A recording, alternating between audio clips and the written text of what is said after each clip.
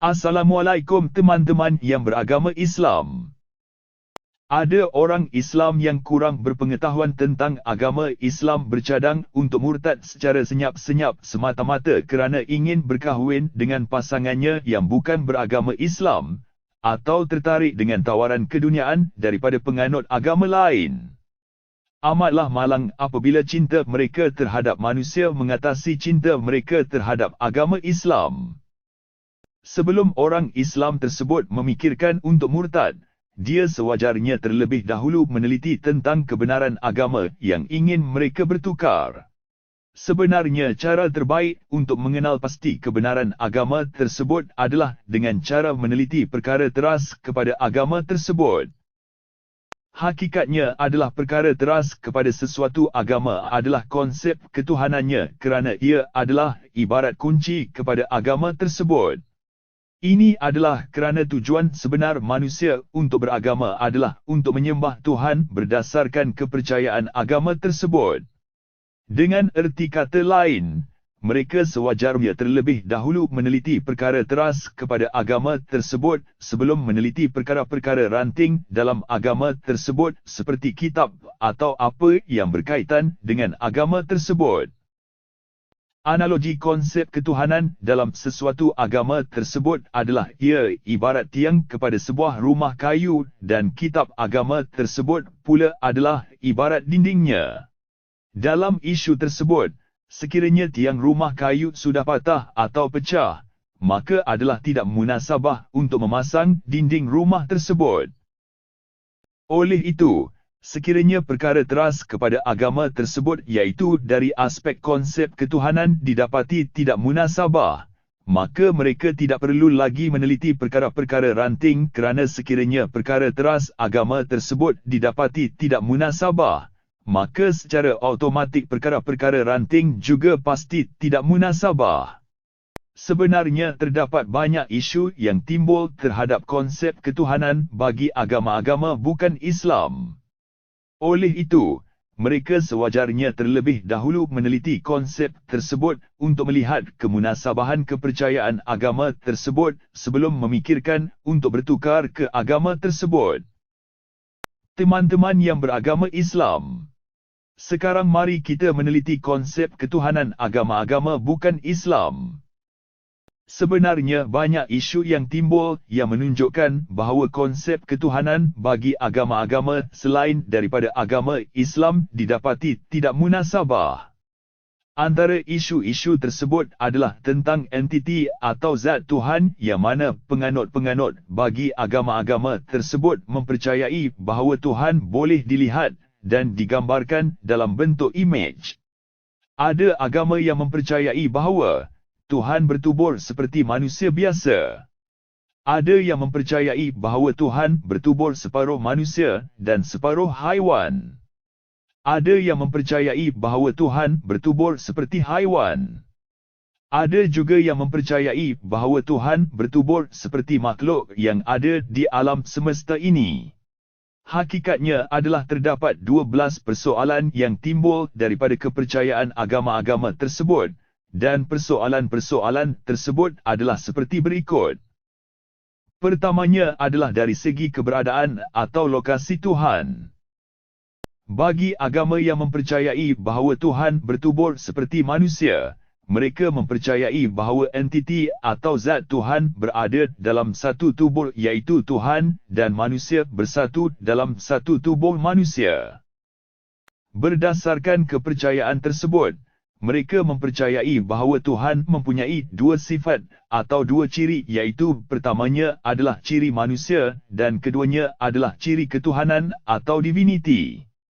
Penganut agama tersebut mempercayai bahawa ciri manusia yang ada pada Tuhan merujuk kepada tubuh Tuhan tersebut iaitu bertubuh seperti manusia, manakala ciri ketuhanan pula merujuk kepada kuasa yang dimiliki oleh Tuhan tersebut. Sebenarnya banyak persoalan yang akan timbul apabila mempercayai bahawa Tuhan bertubuh seperti manusia biasa. Persoalan utama yang timbul adalah apabila mereka mempercayai bahawa Tuhan bertubuh sebagai manusia, maka mereka secara automatik akan mempercayai bahawa Tuhan tidak boleh mengelakkan diri daripada menghadapi kelemahan-kelemahan sebagai manusia, iaitu dari segi keberadaannya di mana-mana lokasi dalam satu-satu masa secara serentak. Sebenarnya, filem bertajuk Bruce Almighty seolah-olah telah memberikan gambaran kepada masyarakat umum tentang tidak munasabahnya kepercayaan bahawa Tuhan bertubuh seperti manusia mampu untuk memerintah alam semesta. Dalam filem tersebut, seorang lelaki bernama Bruce Nolan telah diberikan kuasa sebagai Tuhan untuk menggantikan tugas Tuhan kerana Tuhan kononnya ingin bercuti. Dalam cerita tersebut, kita diperlihatkan tentang kehidupan seharian Tuhan Bruce yang berada di New York. Hakikatnya adalah konsep cerita yang dipaparkan dalam filem Bruce Almighty tersebut adalah sama seperti konsep yang dipercayai oleh agama tertentu yang mempercayai bahawa Tuhan mempunyai dua ciri dalam satu tubuh manusia, iaitu ciri manusia dan ciri ketuhanan sekaligus. Sebenarnya, filem tersebut menunjukkan tentang kelemahan apabila ada ajaran agama yang mempercayai bahawa Tuhan bertubuh seperti manusia biasa. Contohnya adalah filem tersebut memaparkan bahawa Tuhan Bruce hanya boleh berada di satu lokasi, iaitu di New York pada satu-satu masa, dan dia tidak boleh berada di lokasi-lokasi lain dalam masa yang sama untuk memantau apa yang berlaku di tempat-tempat lain secara serentak. Ini sama dengan kepercayaan mereka bahawa Tuhan dikatakan lahir di Nazaret, Palestin, lebih 2000 tahun yang lalu, dan dia hanya boleh berada di Nazaret dalam satu-satu masa, tetapi dia tidak boleh berada di Rom, Tehran dan Peking secara serentak. Semua ini adalah kerana tubuhnya sebagai manusia hanya boleh berada di satu tempat dalam satu-satu masa. Dalam isu ini, persoalannya adalah bagaimana Tuhan dalam bentuk manusia boleh memantau segala aktiviti di seluruh alam semesta apabila tubuhnya sendiri tidak boleh berada di trilion lokasi yang lain, termasuk di bintang-bintang yang paling jauh. Oleh itu, dari segi logik akal, kepercayaan bahawa Tuhan bertubuh sebagai manusia adalah tidak munasabah disebabkan ketidakpuasan mampuannya untuk berada di trilion tempat dalam satu-satu masa secara serentak untuk memerintah alam semesta. Persoalan kedua adalah dari segi kemampuan Tuhan untuk melihat dan memantau ciptaannya. Filem Bruce Almighty juga membuktikan bahawa kepercayaan bahawa Tuhan bertubuh seperti manusia yang memiliki 5 panca indera seperti manusia adalah kepercayaan yang tidak munasabah. Contohnya, Tuhan Bruce Nolan mempunyai sepasang mata seperti manusia lainnya yang hanya boleh melihat secara sahala pada satu-satu masa. Dalam isu tersebut, persoalannya adalah bagaimanakah dia boleh melihat ke arah belakangnya, atasnya, bawahnya, kanan, kirinya dan di tempat-tempat lain secara serentak pada satu-satu masa. Ini belum diambil kira kemampuan sepasang matanya untuk melihat di trilion lagi tempat pada satu-satu masa secara serentak di seluruh alam semesta. Oleh itu, dari segi logik akal, adalah mustahil bagi Tuhan dalam bentuk manusia mampu untuk melihat dan memantau segala aktiviti benda bernyawa dan tidak bernyawa dari sekecil-kecil atom hingga sebesar-besar bintang-bintang yang jumlahnya melebihi berzilion-zilion banyaknya di seluruh alam semesta dengan hanya menggunakan sepasang matanya sekiranya dia hanya boleh melihat secara sahala pada satu-satu masa. Persoalan ketiga adalah dari segi kemampuan Tuhan untuk mendengar secara serentak.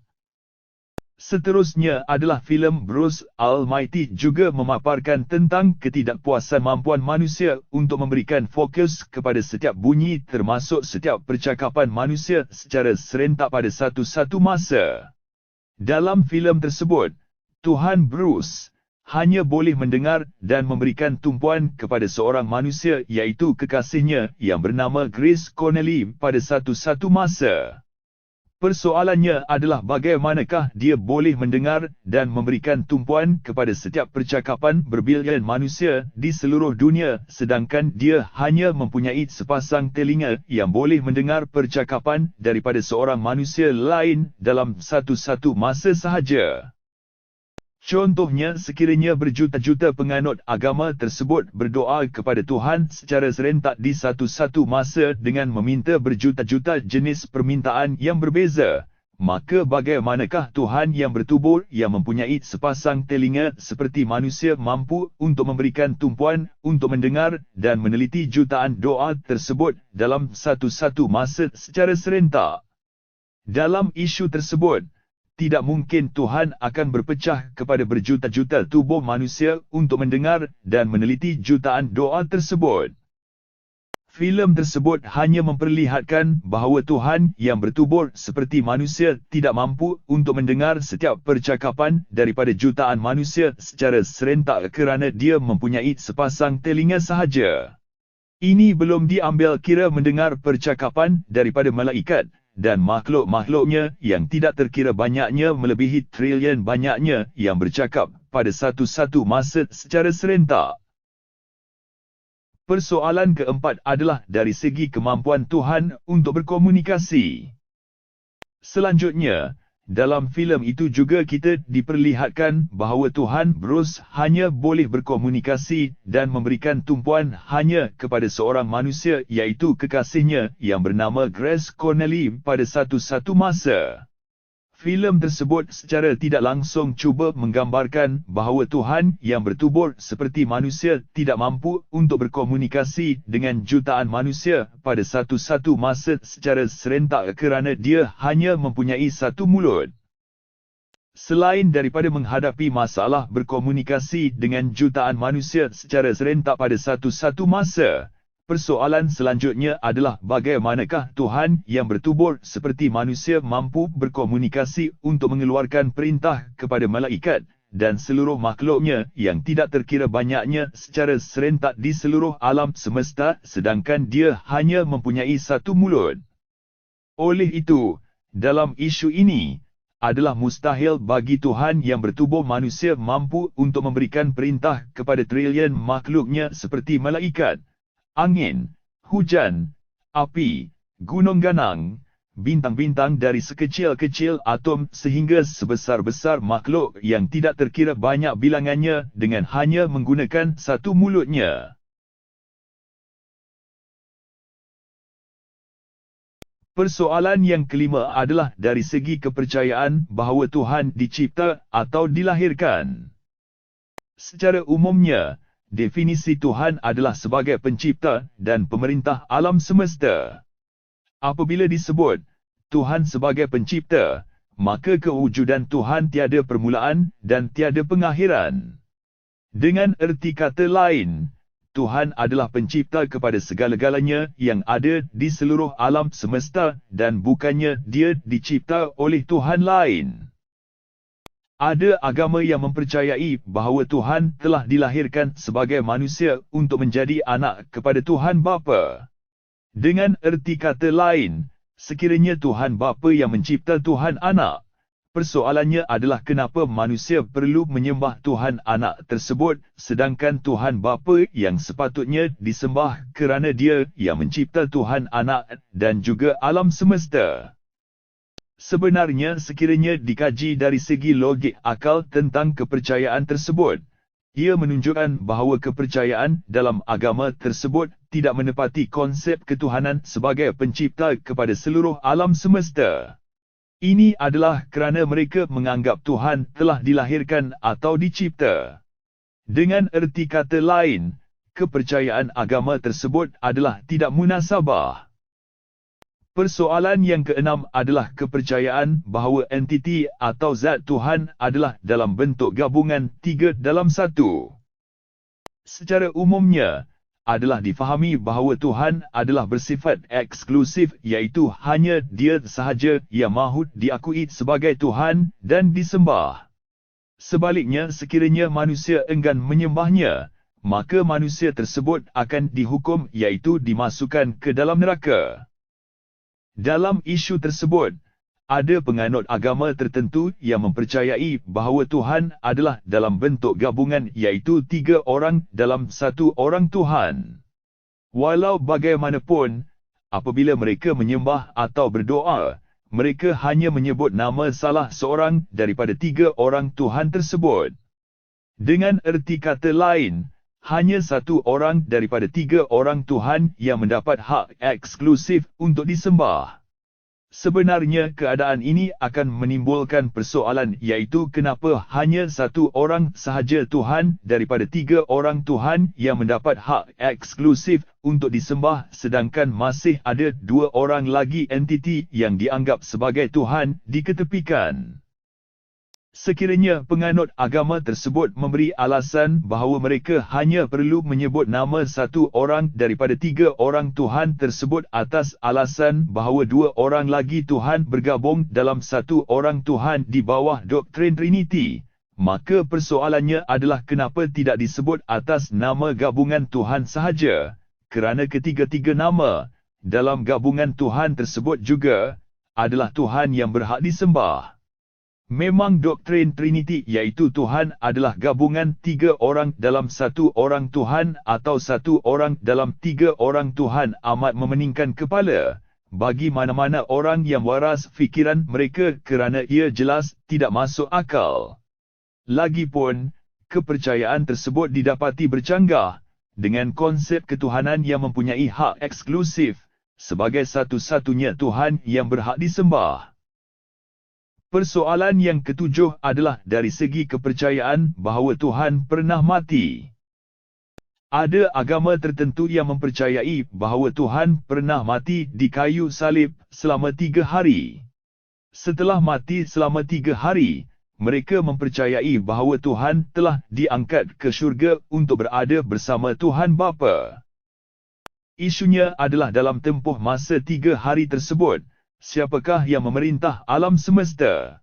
Sekiranya mereka mengatakan Tuhan Bapa yang memerintah alam semesta dalam tempoh tersebut, maka itu menunjukkan bahawa Tuhan Bapa lebih berkuasa daripada Tuhan Anak. Oleh itu, kenapa mereka tidak menyembah Tuhan Bapa yang lebih berkuasa? Hakikatnya adalah kepercayaan tersebut tidak munasabah kerana sekiranya Tuhan mati, ia tidak menepati ciri-ciri ketuhanan yang mana Tuhan tidak boleh mati untuk tempoh sementara waktu. Apabila mempercayai Tuhan pernah mati, maka ia bercanggah dengan konsep ketuhanan yang mana Tuhan tiada permulaan dan tiada pengakhiran ataupun mati, walaupun untuk tempoh sementara. Dengan erti kata lain, kepercayaan agama tersebut jelas tidak munasabah. Persoalan ke-8 adalah dari segi kepercayaan bahawa Tuhan dihantar ke dunia untuk menebus dosa manusia. Ada agama tertentu yang mempercayai bahawa setiap manusia yang lahir membawa dosa bersamanya atau original sin dan oleh itu, Tuhan perlu mencipta anaknya untuk menebus dosa manusia. Dengan erti kata lain, mereka percaya bahawa penciptaan Tuhan Anak adalah bagi menebus dosa manusia yang dibawanya semasa mereka lahir. Hakikatnya adalah kepercayaan tersebut adalah tidak munasabah kerana kenapa Tuhan perlu mengorbankan anaknya sendiri untuk menebus dosa manusia. Keduanya adalah kenapa pula manusia perlu menanggung dosa sedangkan mereka tidak pernah melakukan sebarang kesalahan sebelum dilahirkan. Sekiranya difikir dari segi logik akal, adalah tidak munasabah Tuhan mencipta manusia untuk memikul dosa yang mereka sendiri tidak pernah buat sebelum dilahirkan. Sekiranya mereka menganggap manusia berdosa kerana bapa mereka iaitu Nabi Adam pernah memakan buah yang dilarang di syurga, maka adalah tidak munasabah keturunan baginda pula yang perlu menanggung dosanya. Oleh itu, dari segi logik akal, kepercayaan agama tersebut adalah tidak munasabah. Persoalan ke-9 adalah dari segi kaedah pengampunan yang tidak adil kepada mangsa. Ada agama yang mempercayai bahawa Tuhan akan mengampunkan segala dosa manusia dengan hanya perlu berdamai dengannya atau membuat pengakuan kepada pemimpin agama tersebut di dunia ini. Ini bermakna sekiranya pemimpin-pemimpin terdahulu yang pernah melakukan pembunuhan beramai-ramai yang melibatkan jutaan kematian, maka dosa mereka akan diampunkan dengan hanya berdamai dengan Tuhan atau membuat pengakuan kepada pemimpin agama tersebut. Contohnya pemimpin-pemimpin diktator terdahulu seperti Hitler, Joseph Stalin dan Mao Zedong yang telah membunuh jutaan manusia akan masuk syurga sekiranya mereka berdamai dengan Tuhan atau membuat pengakuan kepada pemimpin agama tersebut. Sebenarnya kaedah pengampunan dalam agama tersebut tidak adil kepada mangsa-mangsa yang tersiksa sebelum dibunuh kerana perbuatan kejam yang mereka lalui tidak mendapat pembelaan dan pembunuh pula boleh bebas masuk syurga. Tidak ada mangsa yang akan merasa rela hati melihat pembunuh mereka tidak dikenakan hukuman yang setimpal terhadap kezaliman tersebut. Sekiranya dilihat dari segi kesan kepada jiwa penganut-penganut agama tersebut, sebenarnya kepercayaan tersebut hanya akan menggalakkan penganut-penganutnya melakukan kekejaman tanpa merasa bimbang untuk dihukum di akhirat kerana dosa mereka terhadap manusia lain akan diampun. Hakikatnya adalah hanya konsep keadilan dalam ajaran Islam dianggap paling adil kepada mangsa-mangsa iaitu Allah hanya akan mengampunkan dosa mereka terhadapnya, manakala kesalahan mereka terhadap sesama manusia lain hanya boleh dimaafkan oleh mangsa-mangsa terlibat. Dengan erti kata lain, orang yang melakukan sebarang kekejaman terhadap sesama manusia perlu mencari orang yang dizaliminya di akhirat nanti. Kesalahan orang yang melakukan kekejaman tersebut hanya boleh dimaafkan sekiranya mangsa-mangsa mereka memaafkan mereka.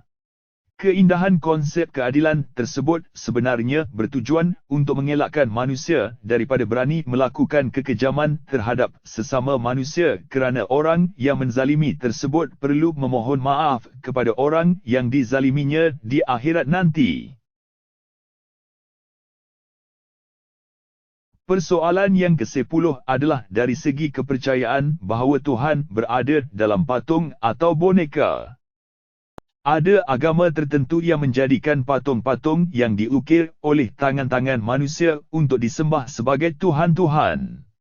Mereka mengatakan bahawa setelah patung-patung yang menggambarkan imej Tuhan tersebut selesai diukir, mereka akan memuja patung-patung itu agar Tuhan-Tuhan meresapi patung-patung tersebut.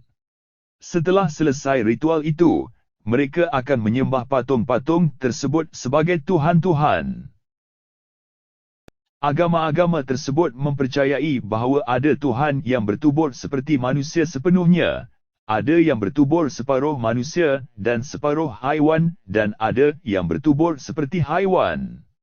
Mereka menggambarkan Tuhan yang mereka sembah sebagai entiti yang boleh dilihat dengan mata manusia. Oleh itu, mereka gambarkan entiti atau tubuh Tuhan-Tuhan dalam bentuk patung-patung yang mereka sendiri ukir.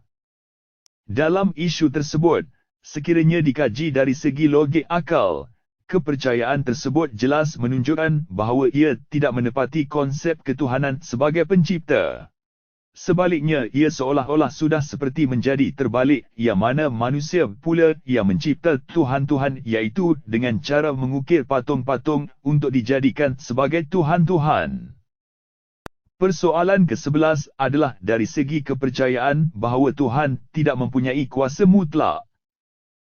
Ada ajaran agama yang mempercayai bahawa bilangan Tuhan adalah banyak sehingga berjuta banyaknya dan Tuhan-Tuhan tersebut mempunyai peranan masing-masing iaitu sebagai Tuhan matahari, Tuhan hujan, Tuhan api, Tuhan angin, Tuhan air dan sebagainya. Penganut-penganut agama tersebut secara tidak langsung telah mengakui bahawa Tuhan tidak menguasai dan memerintah seluruh alam semesta secara mutlak tetapi lebih kepada bercirikan sebagai penjaga atau malaikat bagi sesuatu kawasan atau benda. Sebenarnya tugas menjaga kawasan-kawasan atau benda-benda tertentu termasuk angin, api, lautan, hujan dan sebagainya adalah tanggungjawab malaikat-malaikat. Hakikatnya adalah berdasarkan konsep ketuhanan. Tuhan mesti mempunyai kuasa mutlak dalam menguasai dan memerintah kesemua yang ada di alam semesta dan bukannya terhad kepada kawasan-kawasan atau benda-benda tertentu sahaja. Sebenarnya kepercayaan bahawa Tuhan tidak mempunyai kuasa mutlak untuk memerintah seluruh alam semesta didapati tidak munasabah. Ini adalah kerana sekiranya Tuhan tiada kuasa mutlak, maka itu bukan Tuhan namanya. Persoalan yang ke-12 dan terakhir adalah dari segi tindakan agama-agama tertentu yang menghina Tuhan. Didapati bahawa agama-agama selain daripada agama Islam boleh dianggap sebagai telah melakukan penghinaan terhadap Tuhan apabila penganut-penganutnya seolah-olah berhak untuk menentukan ciri-ciri tentang Tuhan.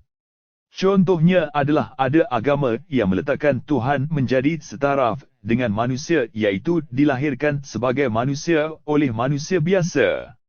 Sebenarnya perbuatan tersebut boleh dianggap sebagai menghina Tuhan kerana tidak mungkin Tuhan mahu diletakkan setaraf dengan ciptaannya, dan tindakan tersebut hanya akan merendahkan martabatnya sebagai Tuhan. Agama tersebut juga boleh dianggap sebagai menghina Tuhan kerana menyekutukan Tuhan, iaitu mempercayai bahawa Tuhan adalah dalam bentuk gabungan satu dalam tiga atau tiga dalam satu. Dengan lain perkataan, apabila agama tersebut mengakui bahawa Tuhan mempunyai sekutu, maka penganut agama tersebut boleh dianggap sebagai menghina keagungan Tuhan, iaitu menganggap Tuhan seolah-olah lemah dan memerlukan sekutu. Hakikatnya adalah Tuhan yang Maha Agung tidak akan membenarkan dirinya disekutukan dengan apa-apa jua sekutu dan tidak akan membenarkan manusia untuk menyembah selain daripada dirinya. Selanjutnya, Tuhan juga tidak akan membenarkan sebarang sekutu, termasuklah sekutu yang didakwa sebagai anaknya, untuk membayangi atau mengambil alih peranannya sebagai Tuhan. Ada agama yang boleh dianggap menghina Tuhan apabila penganutnya mempercayai bahawa Tuhan adalah banyak dan masing-masing mempunyai fungsi dan kuasa terhadap kawasan-kawasan atau benda-benda tertentu, seperti penjaga kepada matahari, air, angin, gunung ganang, sungai, tasik, hutan dan sebagainya.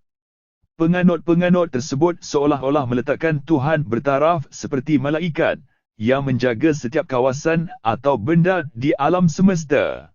Dalam isu tersebut, mempercayai Tuhan adalah berbilang-bilang dan masing-masing hanya mempunyai kuasa terhadap kawasan-kawasan atau benda-benda tertentu boleh dianggap sebagai menghina Tuhan, kerana Tuhan adalah yang Maha Agung menguasai segala-galanya di alam semesta.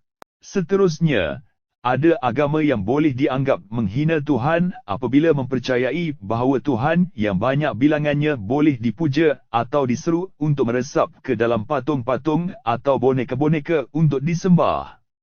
Hakikatnya adalah perbuatan memuja atau menyeru Tuhan untuk memasuki apa juga objek ciptaannya boleh dianggap sebagai penghinaan terhadap Tuhan, iaitu manusia pula seolah-olah yang menentukan di mana Tuhan sepatutnya berada. Dengan erti kata lain, selain daripada menghina Tuhan, kepercayaan tersebut tidak menepati ciri-ciri ketuhanan yang Maha Agung yang menguasai manusia.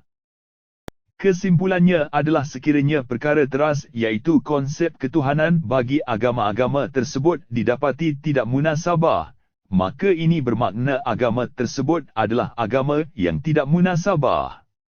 Apabila konsep ketuhanan bagi agama-agama tersebut didapati tidak munasabah, maka tidak perlulah untuk orang Islam bersusah payah untuk meneliti atau mengkaji perkara-perkara ranting seperti kitab agama tersebut, kerana apabila perkara deras sudah didapati tidak munasabah, maka kitab-kitabnya juga akan secara automatik menjadi tidak munasabah.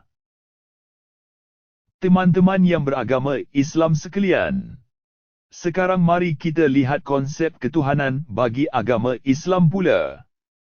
Sekiranya dibandingkan antara agama-agama bukan Islam tersebut dengan agama Islam, didapati bahawa konsep ketuhanan dalam agama Islam adalah yang paling logik akal, kerana umat Islam mempercayai bahawa Tuhan bukannya manusia dan tidak menyerupai apa jua yang diciptanya. Oleh itu, adalah logik bahawa umat Islam tidak dapat membayangkan bagaimana Allah memerintah alam semesta kerana Allah tidak boleh dilihat dan tidak menyerupai apa-apa jua makhluk yang diciptanya. Dengan erti kata lain, hanya konsep ketuhanan dalam Islam yang nampak logik akal iaitu zat Allah tidak tercapai oleh akal manusia.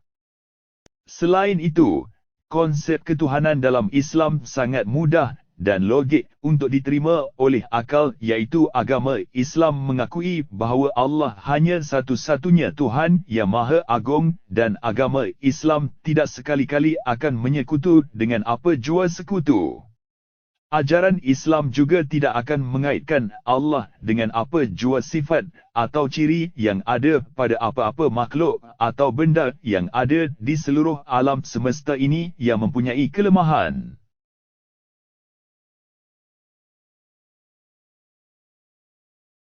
Teman-teman yang beragama Islam sekalian, sekarang kita lihat apakah kesannya kepada orang Islam yang murtad. Berdasarkan 12 persoalan yang timbul tentang konsep ketuhanan bagi agama-agama bukan Islam yang didapati tidak munasabah, maka sebelum mana-mana umat Islam yang bercadang untuk murtad atau bertukar agama, mereka sewajarnya terlebih dahulu memikirkan semasa-masanya sebelum murtad. Ini adalah kerana sebarang kesilapan dalam membuat pilihan akan membuatkan mereka menyesal yang tiada pengakhirannya iaitu tinggal kekal abadi di neraka. Ada orang Islam yang mahu murtad atas sebab cinta iaitu ingin berkahwin dengan pasangan yang berlainan agama. Sebenarnya mereka tidak sedar bahawa tindakan mereka tersebut akan merugikan mereka untuk selama-lamanya nanti. Kerana paling lama mereka boleh hidup bersama dengan pasangan mereka di dunia adalah selama 80 tahun. Walau bagaimanapun, apabila mereka mati nanti, mereka pasti akan menyesal yang tiada kesudahannya. Mereka sebenarnya yang menempah kerugian, iaitu sanggup melepaskan kehidupan abadi mereka di syurga semata-mata untuk hidup dengan pasangan mereka di dunia untuk tempoh paling lama adalah selama 80 tahun. Orang Islam yang murtad tersebut mungkin amat mencintai sedalam-dalamnya pasangannya sehinggakan dia sanggup mati kerana pasangannya itu. Namun, apabila dia dihumban ke neraka kelak, dia pasti akan menyalahkan dan membenci dengan sebenci-bencinya terhadap pasangannya kerana pasangannya tersebut yang telah mengheret atau menyebabkan dirinya disiksa untuk selama-lamanya di neraka. Hakikatnya adalah cinta pada manusia tidak akan kekal lama tetapi cinta pada Allah akan kekal hingga abadi. Seterusnya, ada orang Islam yang murtad kerana mengejar kesenangan di dunia. Dalam isu tersebut, mereka tidak menyedari bahawa paling lama mereka boleh hidup di dunia dengan kemewahan dan kesenangan adalah selama 90 tahun. Namun selepas mereka meninggal dunia, maka mereka akan disiksa di neraka sehingga abadi. Sebenarnya mereka hanya menempah kerugian kerana mereka hanya dapat mengecapi kesenangan di dunia selama 90 tahun tetapi akan dibakar dan disiksa di neraka sehingga abadi. Selanjutnya ada orang Islam yang murtad kerana nostalgia datuk nenek mereka iaitu mereka mahu mengikut agama yang dianuti oleh datuk nenek mereka. Mereka merasa bangga dapat kembali ke agama datuk nenek mereka. Walau bagaimanapun, mereka tidak sedar bahawa nostalgia yang mereka dambarkan hanya mampu bertahan paling lama adalah selama 90 tahun. Namun, selepas mereka meninggal dunia, mereka akan dibakar dan disiksa di neraka sehingga abadi. Nostalgia tersebut sebenarnya merugikan mereka iaitu hanya akan menghumbankan mereka ke dalam neraka untuk selama-lamanya. Akhirnya, ada juga orang Islam yang kurang berpengetahuan tentang agama Islam sanggup murtad, kerana mereka tidak mampu untuk menahan nafsu mereka terhadap keasyikan melakukan dosa-dosa besar, seperti berzina, minum arak dan berjudi. Mereka menganggap bahawa jalan keluar kepada keasyikan mereka adalah dengan cara murtad bagi menghalalkan perbuatan dosa-dosa besar tersebut. Namun, di akhirat kelak, mereka akan dibakar dan disiksa di neraka sehingga abadi. Disebabkan mengikut kehendak hawa nafsu keduniaan, maka mereka akan disiksa di neraka untuk selama-lamanya. Kesimpulannya adalah sebelum mana-mana umat Islam yang bercadang untuk murtad atau bertukar agama, mereka sewajarnya berfikir semasa-masanya terlebih dahulu kerana sekiranya mereka mengambil keputusan yang salah, bererti mereka telah menempah kerugian yang kekal abadi, semata-mata kerana ingin mengecapi nikmat dan kesenangan dunia yang hanya mampu bertahan paling lama adalah untuk tempoh selama 90 tahun di dunia, sedangkan di akhirat nanti mereka akan disiksa untuk selama-lamanya.